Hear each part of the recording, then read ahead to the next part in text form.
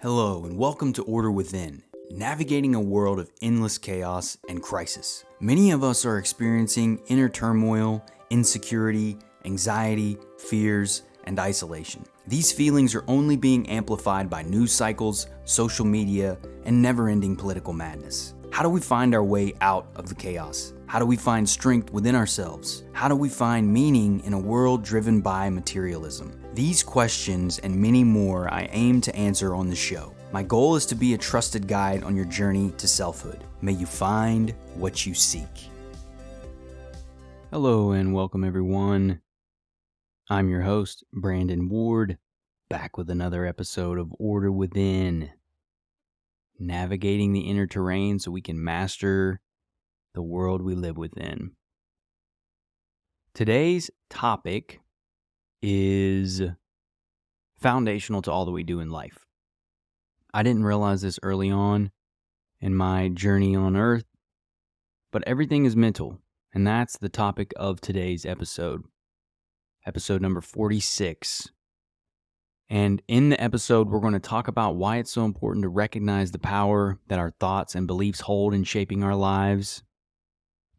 We're going to look at why the mental game is the most important aspect of our life, especially if we have a big vision, audacious goals, and a tenacity to want to build an amazing life. The mental game is the difference between those that excel and achieve things at a high level versus those that don't. So we're going to look at research studies that support these claims. We're going to go over some prominent thinkers and philosophers who share these ideas. We're going to look at ways to increase our mental strength. We're going to look at real-life examples of the power of the mind, and then we're going to wrap the episode. So first, for me, my journey with mindset came when I found the book Mindset by Carol S. Dweck. I've spoken about this book before on past episodes, and it's something that's transformed my life. Until I read it, I did not realize how limited my mind was, how fixed my beliefs were. As an example, for many years, for most of my life, I believed that talented, successful people, I did not realize it at the time, but I believed it through exploring my mind and my conscious mind, my subconscious mind, my beliefs. I believed that talent was innate and it wasn't something that was learned. So people had gifts, had talents and skills that they simply brought into the world with them, and then they went on to they knew that they had them, and then they used them, and they just were. They happened to be extraordinary individuals. So for the longest time, I felt that I was inadequate. I felt that I didn't have these innate abilities. I didn't have innate talents. I was unsure what I could do. I was very low on myself. I had a lot of self-esteem issues. I didn't value who I was. I didn't realize that I could learn. And so that belief around innate abilities or talents being something that we bring into life with us and not something as a skill that we can develop, limited my pursuits in life. It limited my ability to grow and expand my talents and skills. It limited my ability to even approach things that I believed I didn't have innate talent in. But the growth mindset has taught me is that's not true at all. It's the opposite. People may have innate abilities or talents that we bring into life with us or skills that we have, but it's the effort, commitment to the process of growth, learning, changing, evolving, adapting, constantly iterating and practicing, taking ruthless action. This is how we develop skills. All of us have the ability to learn and grow and expand our minds and develop talents and skills and bring things to life and build visions. It's just first and foremost, we have to know that as a possibility. We have to accept that as a possibility. If we don't accept that as a possibility, then everything in life will be nearly impossible because within our minds, we don't believe it can be. So whether consciously or subconsciously, if that's the beliefs that we hold, we will sabotage our efforts to succeed and build the vision that we have. That's why the mind truly is everything. And when we get at looking at the mental game being the most important aspect of our life, this is why. It's ultimately our thoughts, our beliefs, the things that we hold in our mind, conscious and unconscious, shape everything that we do. They impact our emotions, they impact our behaviors, they impact the outcomes that we experience, they impact our responses to events, our responses to people.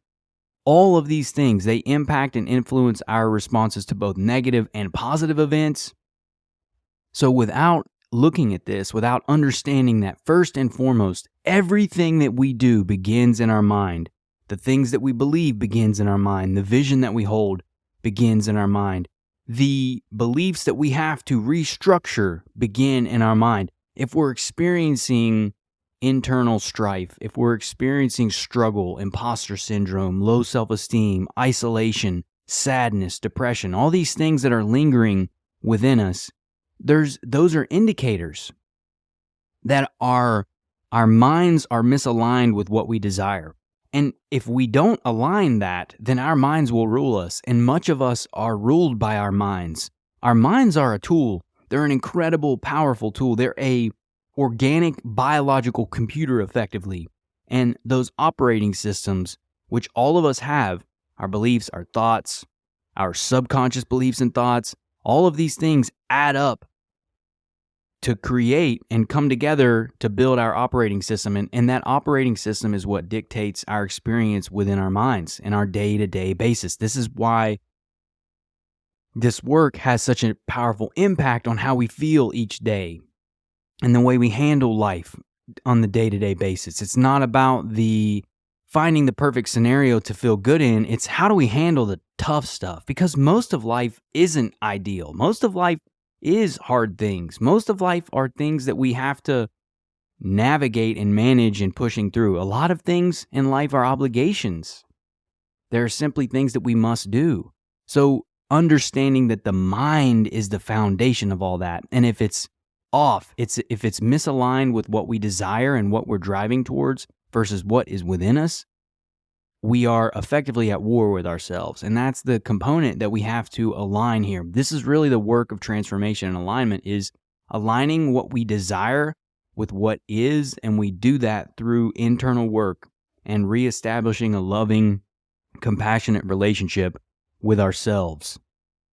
And in order to do that, when we learn to harness the power of our minds, we can achieve greater levels of success, fulfillment, happiness, and purpose in our life. And that's the aim for all this, is to get to that point, to living true to who we are and what we desire and the life that we envision for ourselves, so that we may be of service to the world and grow as individuals as well. And I've talked a lot about the other side of that, the negative consequences of negative thinking.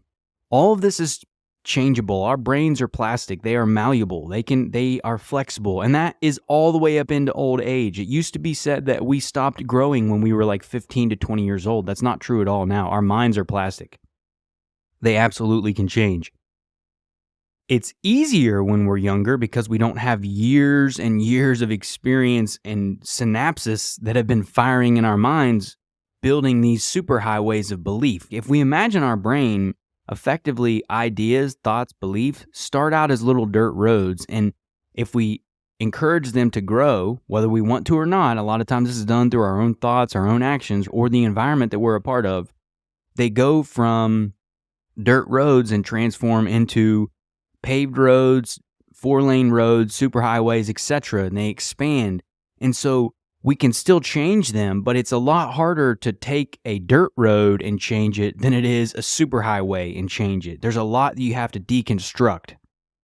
But a dirt road that's existing can become the superhighway that we want. That's why, again, these unconscious beliefs are so important. And those negative thinking cycles, those negative beliefs that we hold in our minds that are often false or are no longer true. They may have been true at one point in our life, often when we were younger, that are no longer true now as adults. They're still ruling us as if they are, though. The mind knows no difference. And so when we have these negative thought loops going on in our minds, they lead to these feelings of anxiety, of depression, of low self-esteem, and they prevent us from achieving our full potential in life because we're not allowing the full capacity of our mind to operate at a high level, which is geared towards optimism and growth and openness and expansion and progress.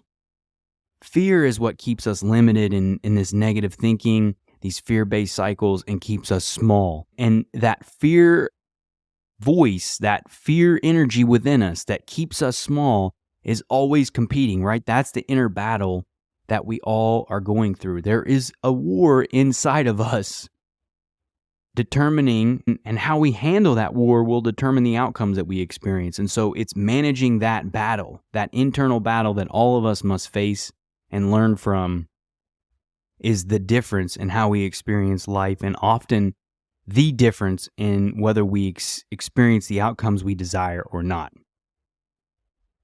So the mental game is everywhere. And there are I wanted to put out a few research studies that support some of these claims. So a study published in the Journal of Positive Psychology found that individuals who practiced positive affirmations experienced significant increases in positive affect and self-esteem. And this is the key part of this study here, though, because affirmations can be effective if they're aligned with truth or related to us. And this is the last bit. The study also found that positive affirmations were most effective when they were tailored to the individual's unique values and strengths. So that's the key. It's not just routine repetition of affirmations. It's the reflection of who we are, understanding our unique values and strengths. So we do this through self-reflection, through journaling, through spending time with ourselves. And then we begin to do those affirmations as we discover who we are, as we discover and uncover our authentic values and strengths. We now can leverage those affirmations to say, you know what? I am creative. I am fun. I am powerful, because I've learned about myself and come to realize that those things matter to me, and I've experienced them myself. So the reflection is key, not just routinely, mindlessly repeating affirmations. They have to be anchored in who we are, because otherwise our mind will know we're lying. We have to believe it. We have to give ourselves the possibility of believing it. And if we're outside of who we are, then we won't get there. That's why self-reflection and being true to who we are and understanding that unique quality and using the affirmations that reflect who we are and our desired state are critical. So that was Wood, Lindley, Matbley, Cashton, and Hurling in 2011. Another study published in the Journal of Personality and Social Psychology found that individuals who practice self-affirmation, i.e. reflecting on their core values and personal strengths, were more resilient in the face of stress and less likely to engage in self-defeating behaviors. This was Sherman and Cohen in 2006. Again, these affirmations, the self-affirming practices that we do through journaling and in connection with ourselves, are driven by a compassionate relationship with ourselves. It's an honoring of who we are. It's a reflection of who we are. And we do that by connecting from within, spending time with ourselves, and establishing a loving relationship. Again, reflecting those affirmations that align with who we desire to be and who we are from within. And then a third study published in the Journal of Applied Sports Psychology found that athletes who use visualization techniques to mentally rehearse their performance were able to improve their confidence and focus and ultimately achieve better results. So we can use our minds in that sense as well, in visualizing what we desire to achieve the outcomes that we're looking at and build from there. It all begins in the mind. And I'm going to get into more of how the mental aspect of life, when we get into real life examples and how this applies, how the difference of mental strength is often the difference between the outcomes that we desire and the outcomes that we don't. Let's look at a few prominent thinkers here and talk about their perspectives on this. So Marcus Aurelius was a Roman emperor, and he emphasized the importance of focusing on what is within our control. So our thoughts, our beliefs, and our attitudes, and letting go of what is outside of our control. He believed that by cultivating a positive mindset and focusing on the present moment, individuals can achieve greater levels of happiness and fulfillment in life. So Marcus Aurelius was a huge Stoic philosopher. He was all about managing and handling the things that we could, controlling what we can, and letting go of everything else. Understanding, too, that life often is crappy and hard, and how we handle that is going to be the difference. And so knowing what we can and cannot control is a key distinction in influencing our personal happiness and fulfillment on a daily basis. And Marcus was a huge proponent of this. So focusing on what we can control and letting go of what we cannot is a very powerful piece of wisdom that we can leverage in our life. Epictetus was a Stoic philosopher and taught that individuals have the power to choose their thoughts and reactions, and that by cultivating a positive and virtuous mindset, they can achieve inner peace and tranquility. He believed that by reframing negative thoughts and focusing on one's own characters, values, and character, individuals can develop a sense of purpose and direction in life. Again, reflecting who we are, leveraging our inner world, cultivating that positive and virtuous mindset to build that inner peace and tranquility. It all comes from within us, though. It's the ability to reframe negative situations, to always learn from situations that we're in, to recognize that there is always value in situations, no matter how negative it may be in the moment. There are always lessons we can learn and always ways we can grow. That anchoring to that and reframing from that perspective gives us personal power, which increases our confidence and our self-esteem. One of the key factors in depression and indicators of depression are scenarios where we realize we have little power. The less power we feel to influence situations, there is a correlation between the depression that we often experience, because we want to know that we have an influence over our reality. And if we don't have an influence over our reality, the natural response is depression and apathy. So recognize that, right, when we're in those moments. Another thinker, Ralph Waldo Emerson. He was an American essayist.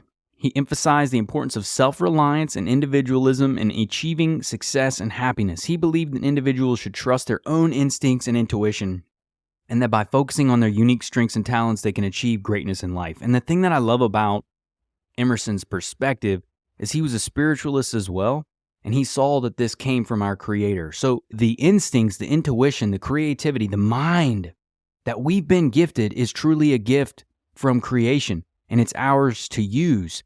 And it's foolish of us to not leverage the talents and strengths that we have, our instincts, our intuition, those inner powers that all of us have, and that need to be developed and built up.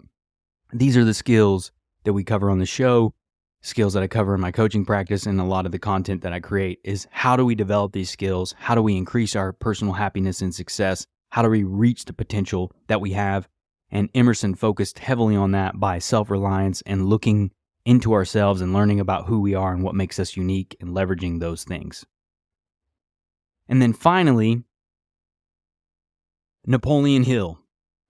Napoleon Hill wrote extensively about the power of positive thinking and visualization in achieving success and prosperity. He wrote Think and Grow Rich. That book is still selling today, and it's been written over 100 years ago. He was the king, the father of this, effectively, at least prominently, I should say, as the 19th century, 20th century thinking here rolled into The Secret, and a lot of the new age self-help stuff was built around his work of positive thinking and visualization.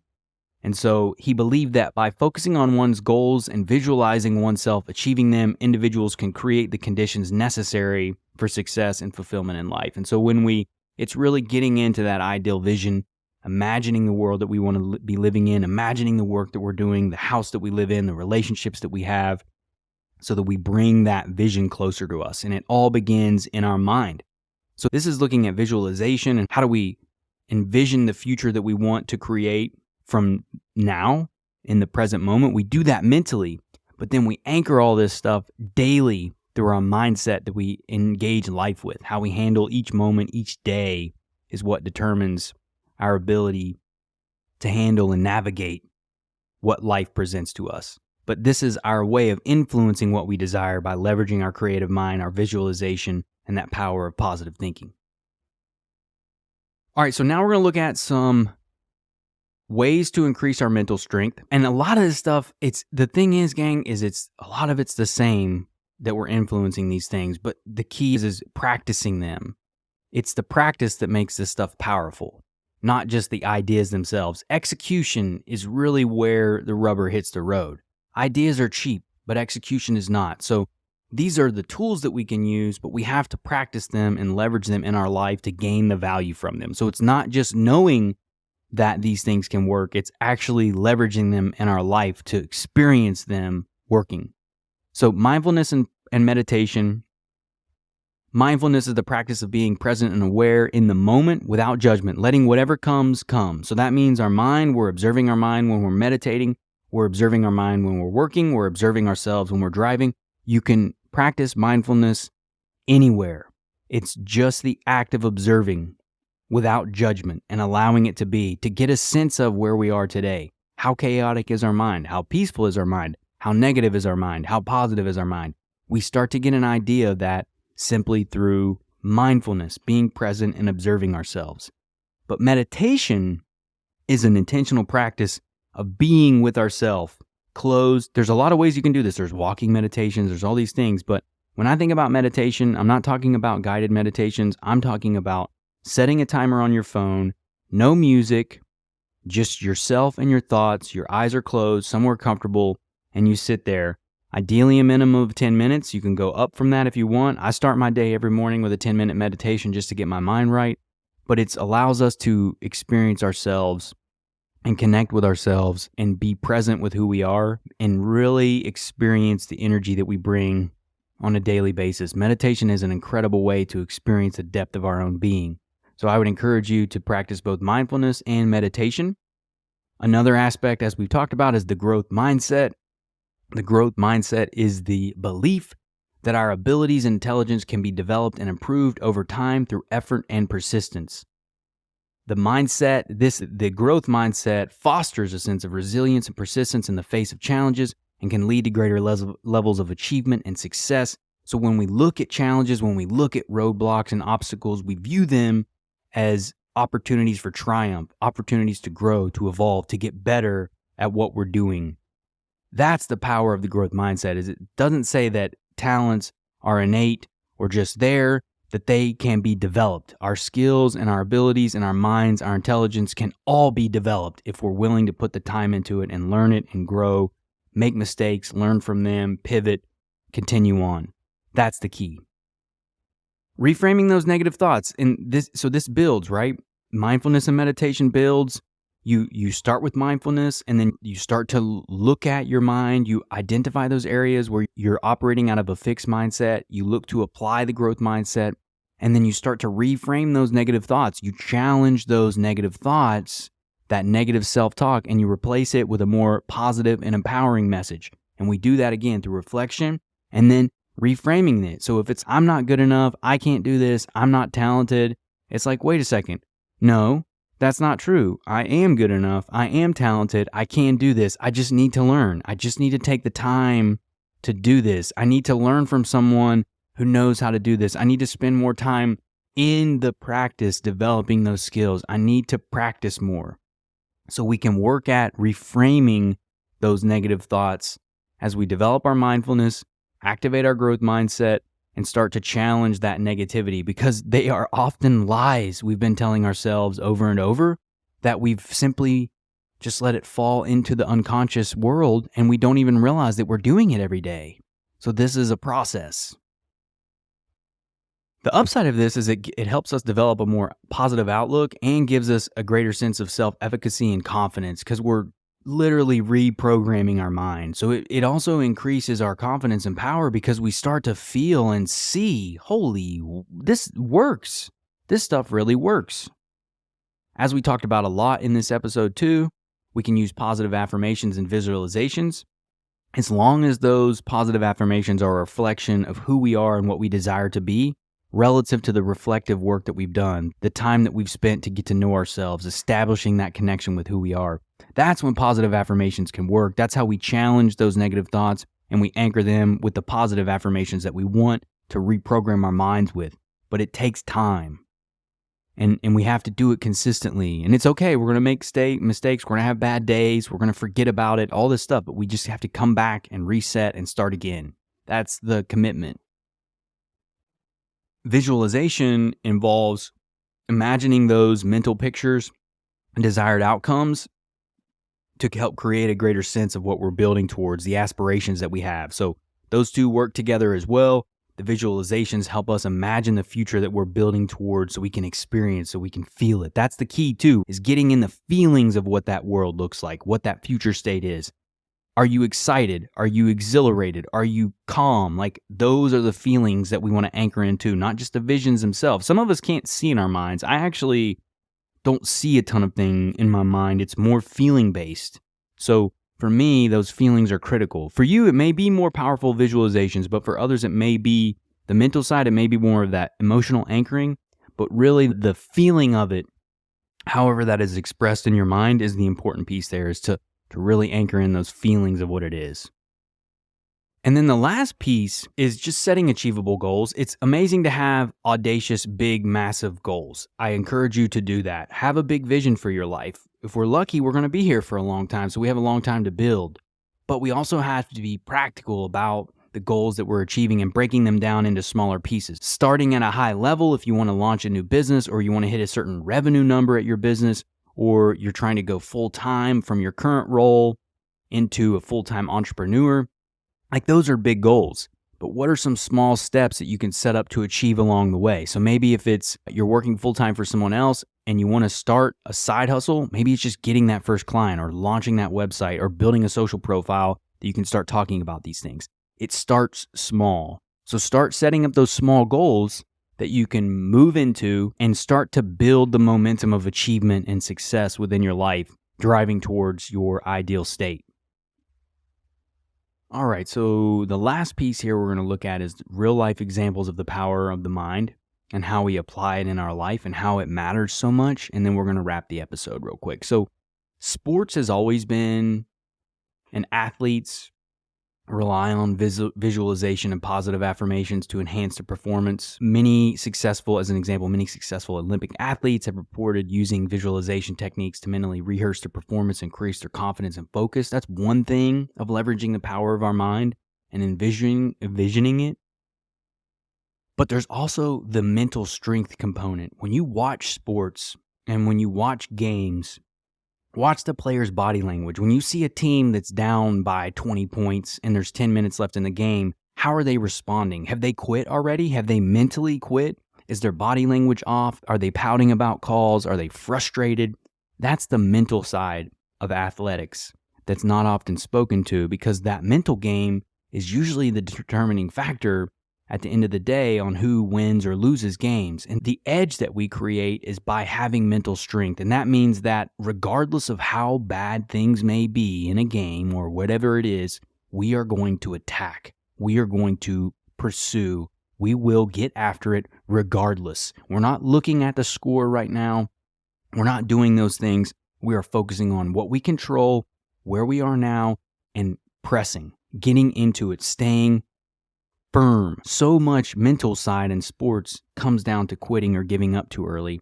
And so the mental strength allows us to leverage that, allows us to overcome scenarios where we're down or we're struggling or we're behind or we're having a tough season, whatever it may be.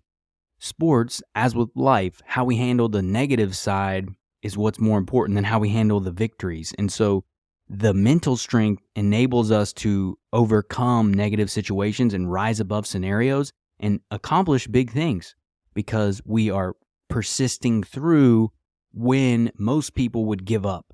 That's why when you see someone on a team, someone like Tom Brady is an example, guys won multiple championships, that mental fortitude of being able to come from behind and win games, regardless of how dire it may be, is the difference. That mental aspect of it is the game changer for individuals. The same thing applies with business, for business leaders and entrepreneurs, especially. Your self-belief, your perseverance, your ability to press through challenges will be the determining factor of your success or not. Most businesses fail in the US within 3 years, but that's often because people give up. It's such a grind early on, defining your market, defining your ICP, targeting those ideal clients. I just said that. Looking at your avatar, there's so much work that goes into establishing your positioning early on. That takes time, effort, energy, and you got to be out there in the field making it happen. As a business leader or an entrepreneur, your ability to hit challenges head on and realize that this is an opportunity to learn, to grow, to pivot, and evolve, it will give you the edge to grow a successful and sustainable business over time. The mind is the edge. The same is true in personal development. The same is true in our health, in relationships. All of this stuff, when we're looking at personal development as an example, we can leverage our mind to achieve great growth and development. Meditation and mindfulness, I've talked about already, to reduce our anxiety and stress. But that level of awareness, the mental strength that we can push through negativity, the ability to press on when we don't want to, when things are down, when we are struggling, is the difference. Often it just takes a small belief in a better future state to keep us going through. That's the mental side, though. When we can look at everything that's happening around us, we can experience all the negativity, we can experience the challenges that we're facing and say, you know what? Doesn't matter. I'm going to get through this because I know there is a better state in my future. I'm working towards it. I'm doing things every day. Eventually the results will show. That's the mental side of it. Is so much in personal development, in life and business, we don't see the results until way later. The indicators lag a ton. So we have to show up every day. The leading indicators are our daily actions and how we're handling life. That's the key difference. And even thinking about health, as I mentioned a second ago, health is huge. Not only does it help in terms of with optimism and having an optimistic mind, it helps in terms of our health and wellness over a long term. There's scientific studies that show if you have a more optimistic perspective on life, it extends your lifetime by up to 10 years. That's insane. That's insane. But this happens because, again, that's the power of the positive mind. But even thinking about health and fitness, when we're running, it's not the body that quits, or when we're exercising, it's not our body that quits, it's the mind. The mind wants to quit. It doesn't want to tolerate the pain. It's making all these excuses. It's screaming at us. All these signals. We got to stop. We got to stop. We got to stop. But it's our ability to navigate that. Now, if you're experiencing actual pain when you're running, like physical pain and something's wrong, then obviously stop, or lifting, right? But most of the time we're not. It's just our mind wanting to quit because it's hard. It's uncomfortable. So the mind's trying to go back to comfort, to what we know is easy, to take it easy, to just stop. Hey, come on, what are we doing? That's the mental side.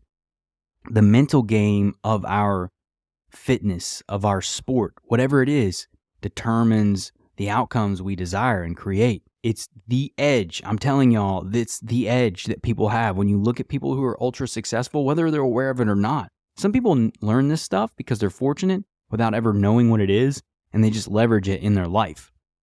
But for those people who have not had it and then learn to develop it, they know how important it is and how critical it is to their success and their well-being and their ability to create the outcomes that they desire and to have an edge in the market.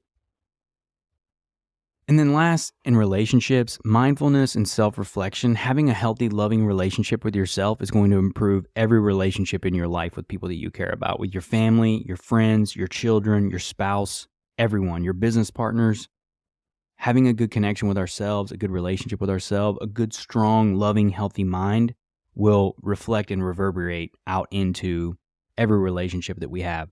The relationship that we first have always is the one with ourselves.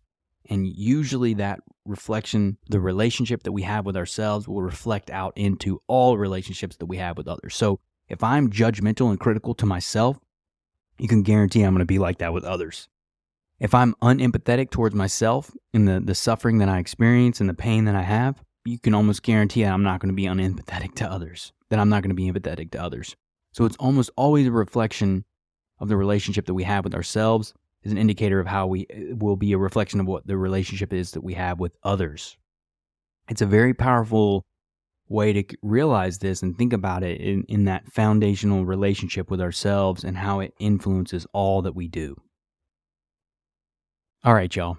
So that's all I've got for the episode. I'm going to go ahead and wrap real quick here. So ultimately, the power of the mind is the fundamental aspect of human experience, and it has a profound impact on our emotions, our behaviors, and the outcomes that we experience in life. It's the edge in all that we do, and our ability to build mental strength and fortitude to press on when we don't want to, when we want to quit, when we want to give up. That's the mental strength. That's the component of the mental game that we work to overcome. Because the fear, the desire for comfort, the desire to quit, all that will be there. Resistance is always within us. It never leaves. The fear is still there. It's always there. It drives us, but it's how we respond to it that differs. And that's the distinction between many of us, is our response to the discomfort, the struggles, and the things that we're experiencing in life. So when we look at this from the mental side of it, that response is everything. That is the mental edge that we can create in our lives. Because without that, we're really easy to knock over. Life is going to continue to knock us down. We will continue to face challenges and problems. That's the nature of life. So how we respond to those things will be dictated by the mindset that we've created and the fortitude that we've created in our mind, the strength that we've created in our mind to handle negative situations, to handle changes, to handle problems or unforeseen things, because that's all life is most of the time. So build that mental strength. Do not underestimate the power that we hold in our minds to overcome and press through those negative thoughts and feelings and emotions, because they're always there. It's our response to them and acting in spite of them is what distinguishes the difference. So you got this, y'all. I know you can. Day by day, right? Bit by bit, day by day, brick by brick. That's how we build. Every day like that. You can take command of your mind, of your mental game. It will be the edge too. Developing these skills change your life. It's true. I've experienced it myself. I've seen it in other people, and I know it can make a difference. I can't wait to continue on this journey. I was looking at Joe Rogan's stuff the other day. I love him. He's a phenomenal thinker. He's had incredible guests on his show. He's been a huge inspiration for me for a very long time. He's done over 2,000 podcast episodes.